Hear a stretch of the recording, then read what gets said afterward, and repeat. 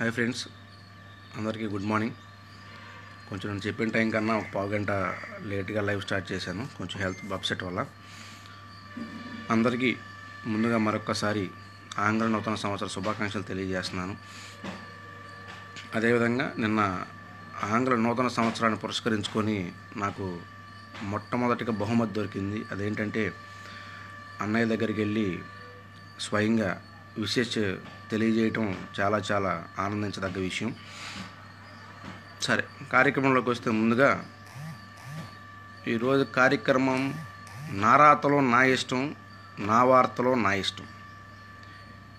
ఇది ఎందుకు వాడుతున్నానంటే మనకు ఎలాగూ ఛానల్ లేదు కాబట్టి ఛానల్ ఉన్నటువంటి పార్టీలు నరం లేని నాలికలాగా వాళ్ళ పెన్ను వాళ్ళ ఇష్టమైపోయింది, వాళ్ళ నోరు వాళ్ళ ఇష్టమైపోయింది కాబట్టి ఎలా పడితే వాళ్ళు రాతలు రాసేసుకొని ఎలా పడితే వాళ్ళు వార్తలు చెప్పేస్తున్నారు. ఇది కేవలం ఏంటంటే జనసేన సైనికుల్ని పక్కదారి పట్టించడం కోసం వాళ్ళు చేస్తున్నటువంటి నీచమైనటువంటి ఆలోచనలు, అంతే తప్ప వేరేది ఇంకేమీ లేదు. ఇది జన సైనికులు అందరూ కూడా ముందుగా గుర్తించండి. నిన్న సాక్షి పేపర్లో చెప్తా ఉన్నారు, ఛానల్లో చంద్రబాబు నాయుడు గారు అడుగుతూ ఉన్నారు, బీజేపీ మీద యుద్ధం చేయడానికంటే పవన్ కళ్యాణ్ గారు మళ్ళీ కలిసి రావాలంట. అయ్యా చంద్రబాబు నాయుడు గారు, మీరు బాగా గుర్తుపెట్టుకోవాల్సిన విషయం ఏంటంటే, మీరు యుద్ధం చేద్దాం రమ్మంటే రావడానికి, యుద్ధం చేద్దాం ఇంట్లో కూర్చోడానికి మేము పచ్చ తమ్ముళ్ళం కాదు. పవన్ కళ్యాణ్ గారు అడుగు జాడల్లో నడుస్తున్నటువంటి జనసేన సైనికులం. ఇది బాగా గుర్తుపెట్టుకోండి. 2014లో కేవలం మా నాయకుడు పవన్ కళ్యాణ్ గారు చెప్పటం వల్ల మాత్రమే మీకు ఓట్లేసి గెలిపించాం. ఆ తప్పు ఇప్పుడు మా నాయకుడు చెయ్యడు. మీరు ఇంట్లో వాళ్ళని తిట్టించి ఆకు రౌడీల్ని మా పవన్ కళ్యాణ్ గారి మీదకు పంపించి మీ ఇష్టం వచ్చినట్టుగా చేసి ఈరోజు మీ సర్వేలో మీకు కనీసం 20 సీట్లు కూడా వచ్చే పరిస్థితి లేదని తెలిసి మా నాయకుడిని మళ్ళా మద్దతు ఏ రకంగా కోరటం, మీరు ఎలా కోరుతున్నారనేది కూడా మాకు అర్థం కావట్లేదు.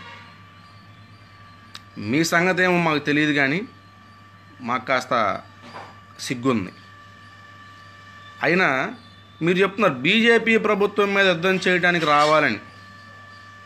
ఇక్కడ బీజేపీ మీదో, టీడీపీ మీదో, లేకపోతే వైసీపీ మీదో, ఇంకొక పార్టీల మీద వ్యక్తిగతంగా యుద్ధం చేయట్లా మా నాయకుడు పవన్ కళ్యాణ్ గారు. ఎవరైతే తప్పు చేస్తున్నారో, ఎవరైతే ప్రజలకు నిస్వార్థంగా సేవ చేయలేకపోతున్నారో, ఎవరైతే ఇచ్చిన హామీలను నెరవేర్చలేకపోతున్నారో వాళ్ళ మీద యుద్ధం చేస్తున్నారు తప్ప మీలాగా వ్యక్తిగతంగా విమర్శలు చేస్తూ 4.5 సంవత్సరాల పాటు మీరు బీజేపీ ప్రభుత్వంతో కలిసి ఉండి భజన చేసి మీరు బయటకు వచ్చారు. తర్వాత బీజేపీ మీద యుద్ధం అంటున్నారు. ఆ యుద్ధం ప్రకటించింది మీరు కాదు, మా నాయకుడు. మీరు ప్రత్యేక ప్యాకేజీని స్వాగతించారు, పాచిపోయిన లడ్డూలను తీసేసుకున్నారు. కానీ మా నాయకుడు మొట్టమొదటిగా కేంద్ర ప్రభుత్వం అనేటువంటి బీజేపీని వ్యతిరేకించినటువంటి వ్యక్తి మా నాయకుడు. కాబట్టి యుద్ధం చేయాల్సింది మీరు కాదు, యుద్ధం ఆల్రెడీ మా నాయకుడు మొదలుపెట్టేశాడు. అది కాస్త గ్రహించండి. తర్వాత పెయిడ్ బ్యాచ్, పేటీఎం బ్యాచ్ కూడా చెప్తా ఉన్నాం. దయచేసి అయ్యా సాక్షి ఛానల్ యాజమాన్యం వారు కొన్ని ఇప్పుడు మేము చెప్పదలుచుకున్నాం, జనాల్లో మాట్లాడుకుంటున్నాయి, అవి కూడా కాస్త ప్రసారం చేయవలసిందిగా మీ అందరిని వేడుకుంటున్నాం. అయ్యా సాక్షి ఛానల్ వారు, అది ఏంటంటే మా పవన్ కళ్యాణ్ గారు చెప్పారు, ఇప్పటికిప్పుడేదో అందలం ఎక్కేసేయాలని అధికారం కోసం మేము రాలేదయ్యా, 25 కేజీల బియ్యం కోసం కాదు, 25 సంవత్సరాల భవిష్యత్తు ఇవ్వటం కోసం నేను జనసేన పార్టీ పెట్టడం జరిగిందని చెప్పి మా నాయకుడు పవన్ కళ్యాణ్ గారు చెప్పడం జరిగింది. కానీ మాకేమి చివరి ఎలక్షన్ కాదు, 25 సంవత్సరాలు సుదీర్ఘ ప్రయాణం చేయడం నిర్ణయించుకొని జన సైనికులు, జనసేన నాయకులు అడుగు పెట్టడం జరిగింది రాజకీయాల్లో. కానీ మీ పరిస్థితి ఏంటో చెప్పనా, జనాలు మాట్లాడుకుంటుందయ్యా, నేను కాదు. ఈ ఎలక్షన్ కనుక వైసీపీ కనుక పోతే జగన్ మీద ఉన్నటువంటి కేసులు మొత్తం ఓకే చేసి ఆయన జీవితాంతం జైలుకి పంపించే ప్రయత్నం చంద్రబాబు నాయుడు గారు చేస్తారేమో అని భయంలో ఉన్నటువంటి వైఎస్ఆర్సీపీ తమ్ముళ్ళు, అదేవిధంగా వైసీపీ ప్రభుత్వం గల గెలిస్తే చంద్రబాబు నాయుడు గారికి ఇక తెలుగుదేశం పార్టీ అనేది భూస్థాపితం చేసేస్తాడు. చంద్రబాబు నాయుడు గారికి వయసు అయిపోయింది, ఆల్రెడీ వయసు అయిపోయింది, 5 సంవత్సరాల తర్వాత ఇంక వయసు అయిపోద్ది, పూర్తిగా టీడీపీ ప్రభుత్వం భూస్థాపితం అయిపోద్దని మాట్లాడుకుంటున్నటువంటి వైసీపీ తమ్ముళ్ళు, అదేవిధంగా భయపడుతున్నటువంటి టీడీపీ తమ్ముళ్ళు, భయం లేకుండా, జంకు లేకుండా, బెరుకు లేకుండా, ఏ మాత్రం విచక్షణ కోల్పోకుండా ధైర్యంగా నిబ్బరంగా నిలబడుతున్నటువంటి ఏకైక వ్యక్తి పవన్ కళ్యాణ్ గారు మాత్రమే. అయితే వీళ్ళిద్దరూ మాట్లాడుకుంటే ఏంటయ్యా అంటే, కామన్గా వీళ్ళిద్దరూ 2 చేయాలనుకుంటున్నారు ఇప్పుడు.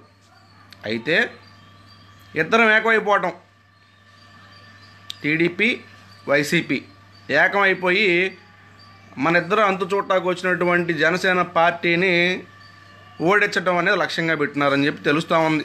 జనం ఆడుకుంటున్నారు, మనకి తెలీదు, చూద్దాం.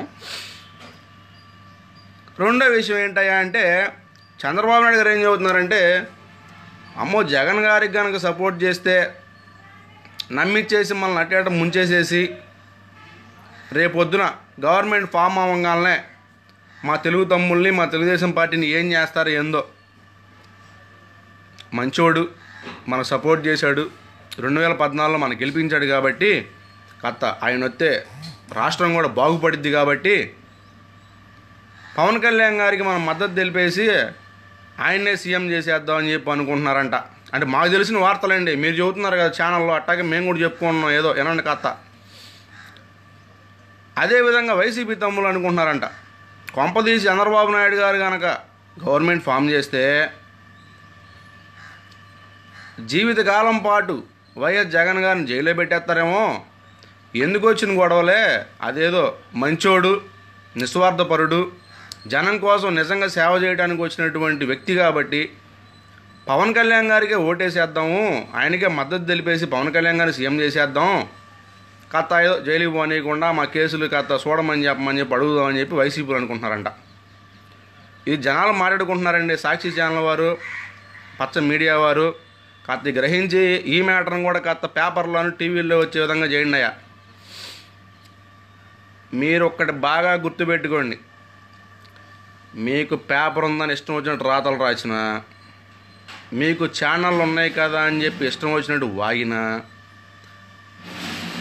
ఇక్కడ యుద్ధం చేస్తుంది అవినీతి మీద అర్ధజ్ఞానం ఇటువంటి అభిమన్యుడు కాదు, సకల జ్ఞానం తెలిసినటువంటి శ్రీకృష్ణుడు. మీరు వేసేటి కుళ్ళు రాజకీయాలు, నీచ రాజకీయాలు, కుటిల రాజకీయాలు, గుంటనక్క యాసాలు ఎన్ని వేసి పద్మవ్యూహం పన్నినా దానిలో మీ పద్మవ్యూహంలో ఇరుక్కుపోవటానికి మీతో యుద్ధం చేస్తుంది, అవినీతి మీద యుద్ధం చేస్తుంది అభిమన్యుడు కాదు.